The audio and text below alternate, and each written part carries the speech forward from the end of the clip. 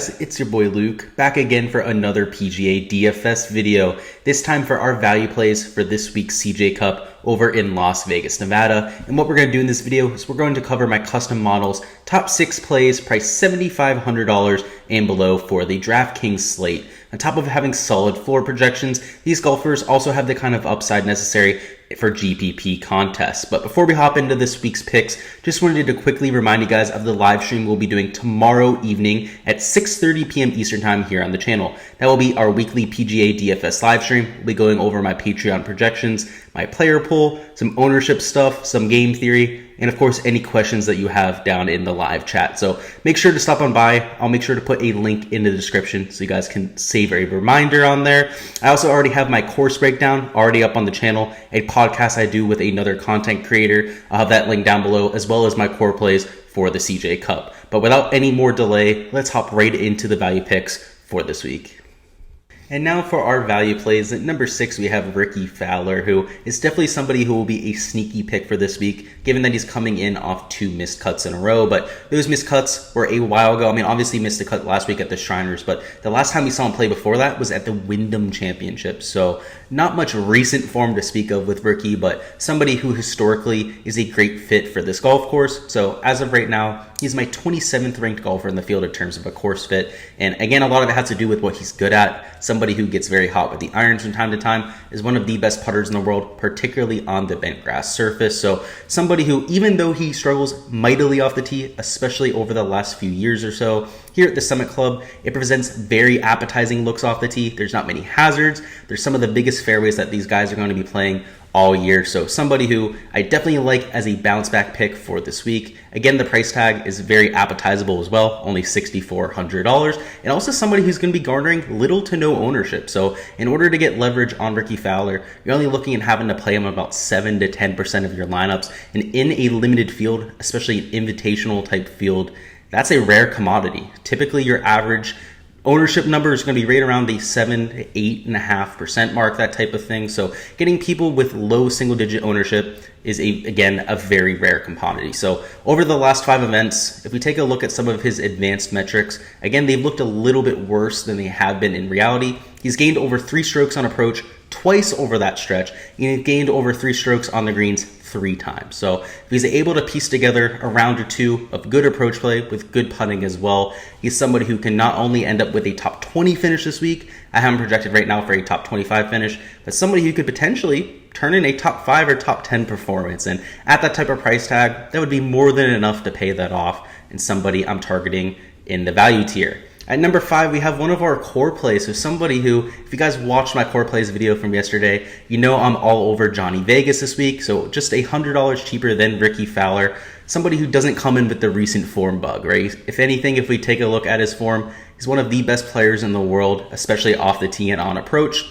In terms of a course fit, he ranks as our number 11 ranked golfer in this field of 78, and somebody who, again, we haven't seen in quite some time. So kind of like Rickie Fowler. Vegas didn't play at the Shriners last week, though. Coming into this week, though, he's gained more than 2 strokes on approach in 9 of his last 12 starts on tour. He's gained strokes off the tee in 10 of his last 11 events on tour. So somebody who's been absolutely killing it with his ball striking. The around the green play can definitely plague him at times, but here at the Summit Club, this is a course made for the membership. It's not made for professional events or competition or anything like that. And even though it's a Tom Fazio design, the around the green play here is definitely going to be de-emphasized. You're just not dealing with one of these prestigious golf courses that when you short side yourself, you're screwed. You're pretty much looking at a bogey at the very best.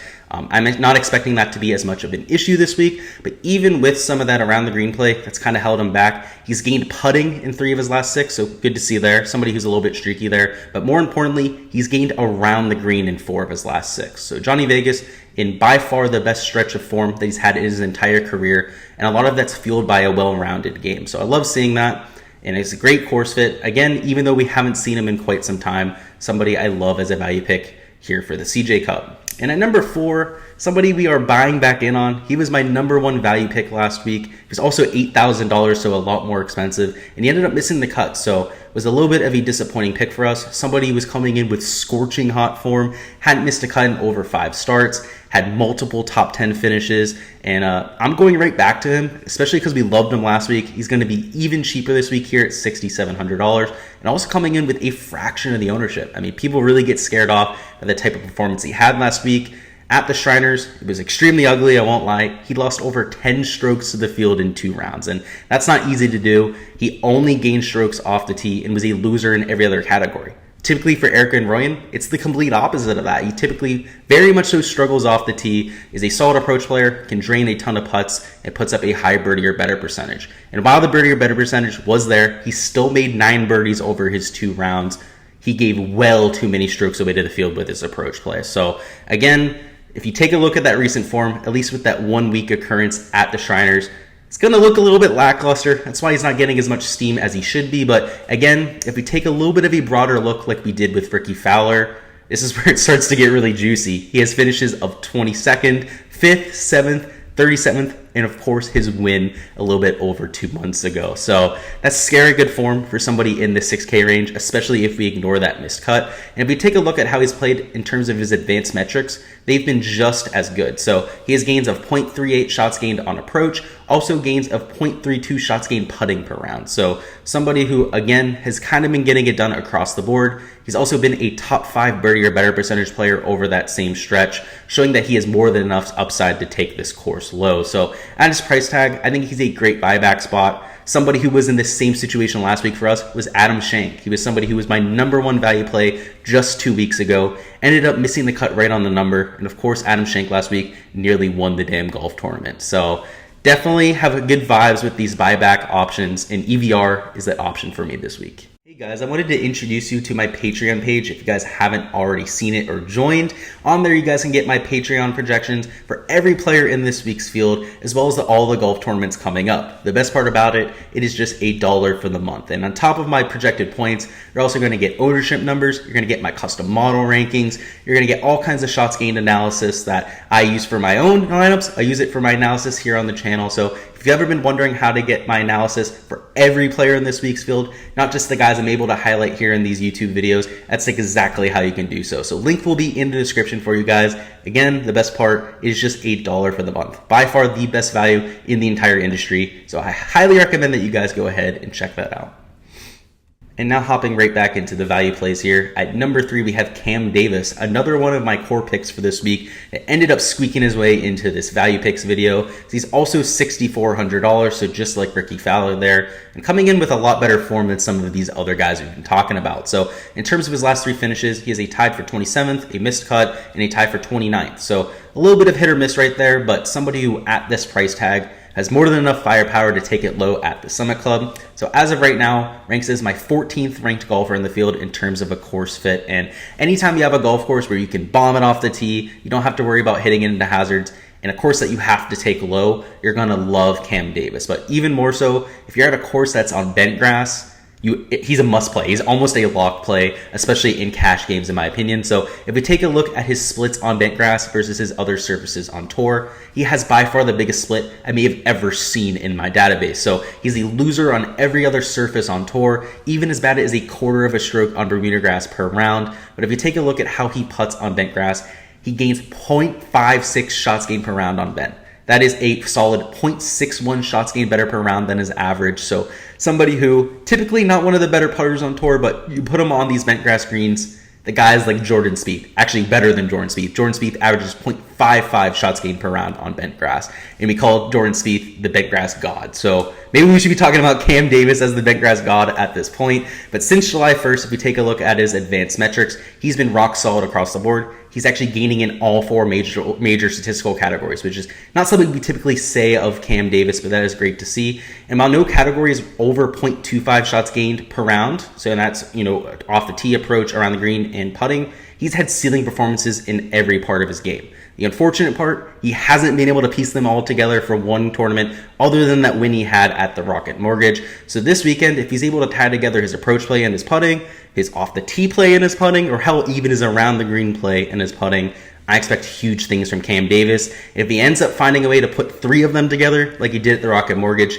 he could run away and even win the CJ Cup. And again, this is a much stronger field than he saw at the Rocket Mortgage, but Cam Davis has more than enough firepower to take down pretty much any golf tournament. He is one of the best off the tee players in the world when he's on his game. He gets very streaky with his approach play, and again, he's the best putter in this field on bent grass. So somebody who, with that kind of blueprint, that is more than reproducible, somebody who, again, we've seen winning performances from just a few months ago. The price tag is great. He was in my core plays video. I am all over Cam Davis this week, as I have been for the last 2 starts as well. Number 2, we have Charley Hoffman. So $7,200. He's coming in very consistent, hasn't missed a cut in quite some time. So the recent form, he is a tied for 44th, a tied for 29th, and also a tied for 32nd. So he ranks as my course fits number 17th ranked golfer in this field. And like I said, his approach play, his well-rounded game makes him an extremely safe pick for DFS purposes. And even though we haven't seen much upside from him, his best finish being right around a top 25 finish over his last 25 events. Sorry, not 25 events, over his last 5 events.